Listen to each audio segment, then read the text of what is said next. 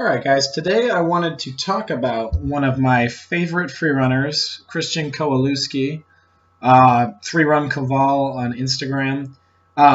He is one of the cleanest moving freerunners out there right now. And I just want to take a look at some of the some clips of him and analyze why his style of movement looks so good, and talk about an important topic, which is the maintaining technique when you're performing lines.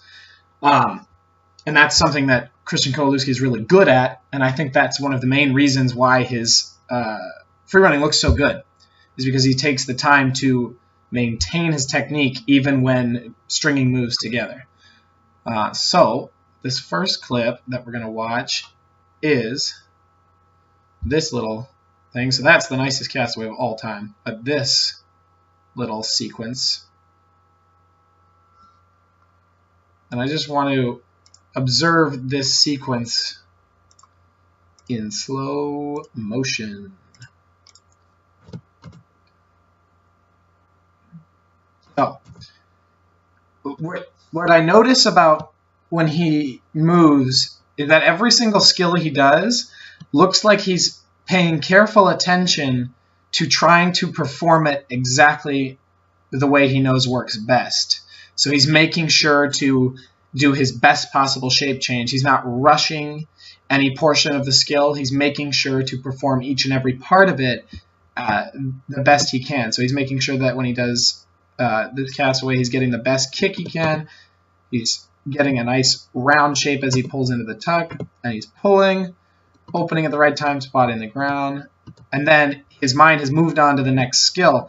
This next thing, even a simple thing like this, is he's putting all of his focus into it on each skill. And then as soon as he jumps here, you can see him even just down to the hand position. He's adjusting himself exactly the way he knows he needs to in order to perform the skill.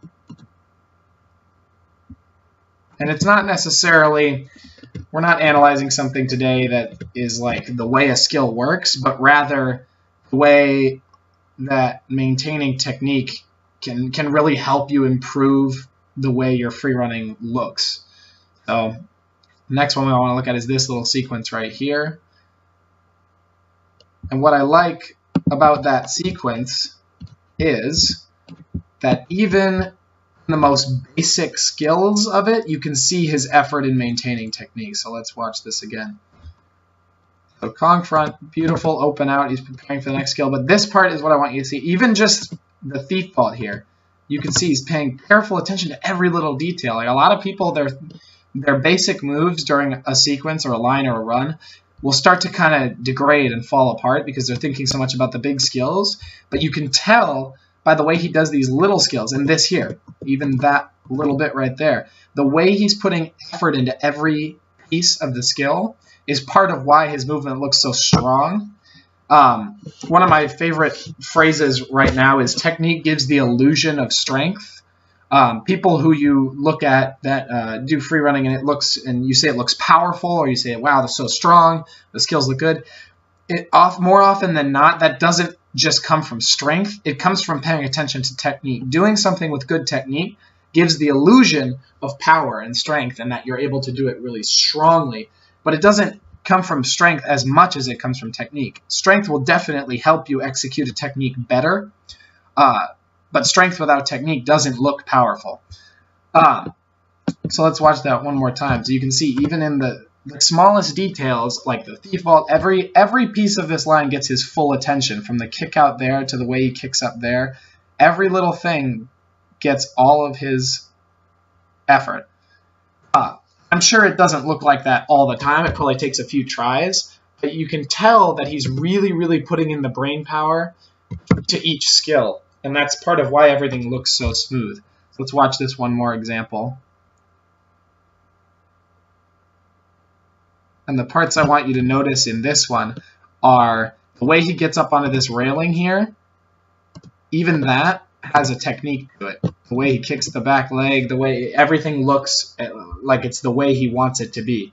So I kick, lift, and then when he jumps to this bar, you can see him get himself set up exactly the way he knows he needs to in order to perform this skill. He doesn't just jump at the bar, he jumps up, gets his body in the right position, catches it with pressure on the bar. He's got control of the bar.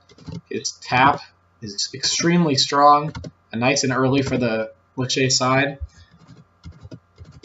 All the technique is there. So he's doing everything and focusing on that. And that's what I notice about sometimes when I'm moving and sometimes when I watch other people put lines together, is you can see that their technique that they would do if they were doing the move by itself starts to fall apart when they put it into combinations. And it's not necessarily just because it's difficult to do things in combination, but it's also because when you're doing a series of skills, it's hard to focus your brain power on each individual piece. And so practicing your ability to focus and maintain the technique on individual skills during a line or a sequence can really help the way your freerunning looks and the way you land everything. So when you're training, when you're doing individual skills, your focus should always be on like refining and refining that technique until it's muscle memory, until it's in your sleep.